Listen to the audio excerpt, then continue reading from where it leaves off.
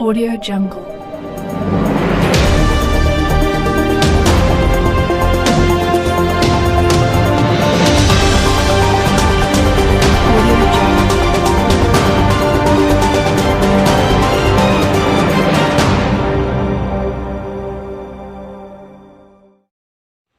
Selamat siang pemirsa, bersama saya Nurul Kalbi Hidayah akan menemani Anda dalam beberapa menit ke depan untuk menyampaikan informasi tentang masa reformasi.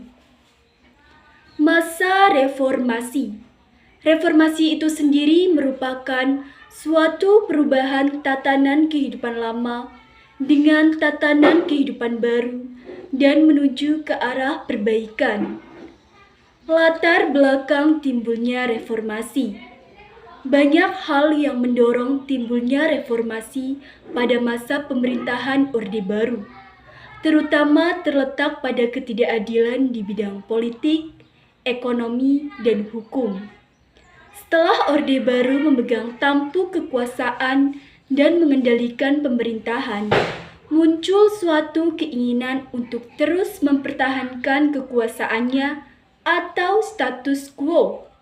Hal ini menimbulkan ekses-ekses negatif, yaitu semakin jauh dari tingkat awal Orde Baru tersebut. Akibatnya, berbagai macam penyelewengan dilakukan. Penyelewengan yang dilakukannya itu direkayasa untuk melindungi penguasa sehingga selalu dianggap sah dan benar walaupun merugikan rakyat. Penyimpangan-penyimpangan Orde Baru yang menyebabkan munculnya era reformasi adalah krisis moneter, politik, hukum, kepercayaan, dan sosial. Krisis moneter, yaitu nilai tukar rupiah terus mengalami kemerosotan.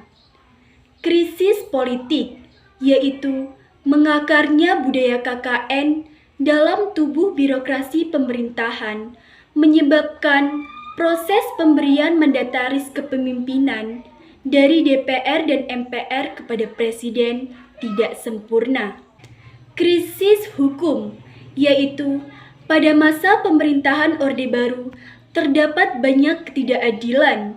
Sejak munculnya gerakan reformasi yang dimotori oleh kalangan mahasiswa. Krisis kepercayaan, demonstrasi berskala besar di seluruh Indonesia. Krisis sosial, mendukung dan menuntut mundurnya Presiden Soeharto. Tuntutan gerakan reformasi adalah aksi yang dituntut oleh para mahasiswa, seperti tuntutan penurunan harga sembako, penghapusan monopoli, kolusi, korupsi, dan nepotisme atau KKN, serta suksesi kepemimpinan nasional. Agenda reformasi adalah suksesi kepemimpinan nasional, amandemen Undang-Undang Dasar 1945, pemberantasan KKN, penghapusan difungsi ABRI, penegakan supremasi hukum, dan pelaksanaan otonomi daerah. Perkembangan pasca reformasi. Yang pertama, masa pemerintahan B.J. Habibie, yaitu membentuk Kabinet Reformasi Pembangunan. Reformasi dalam bidang politik adalah memberikan kebebasan kepada seluruh masyarakat untuk membuat partai politik dan rencana pelaksanaan pemilu untuk menghasilkan lembaga tinggi negara yang representatif. Pelaksanaan referendum Timor Timur adalah Presiden Habibie menawarkan otonomi luas bagi rakyat Timor Timur, tetapi ditolak. Akibatnya MPR mengesahkan hasil jejak tersebut dan sejak saat itu Timor Timur lepas dari NKRI pada tanggal 20 Mei 2002. Timor Timur secara resmi merdeka dengan nama Republik Demokratik Timur Leste. 2. Masa pemerintahan Abdurrahman Wahid, yaitu membentuk Kabinet Persatuan Nasional.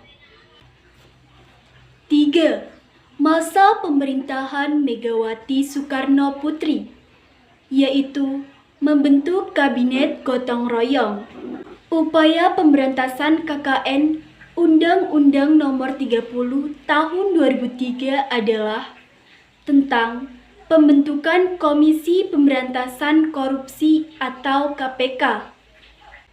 Pemilu 2004 adalah pemilu pertama yang memungkinkan rakyat memilih presiden secara langsung.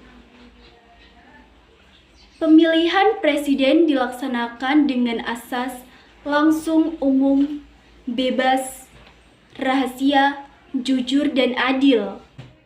4. Masa pemerintahan Susilo Bambang Yudhoyono, yaitu membentuk Kabinet Bersatu. Bidang keamanan yaitu berupaya untuk menjaga kedaulatan wilayah dari ancaman luar dengan cara mencegah disintegrasi di wilayah konflik. Di tingkat internasional, upaya tersebut menghasilkan Geneva Agreement. Tujuan dari kesepakatan tersebut adalah menghentikan segala bentuk pertempuran sekaligus menjadi kerangka dasar dalam upayanya negosiasi damai di antara semua pihak. 5. Masa pemerintahan Joko Widodo, yaitu membentuk Kabinet Kerja dengan program Nawacita. Informasi tersebut sekaligus menutup perjumpaan kita. Dari Irian banyak cendrawasih, roti mengembang diberi ragi. Saya Nurul Kolbi Hidayah, sampai jumpa lagi.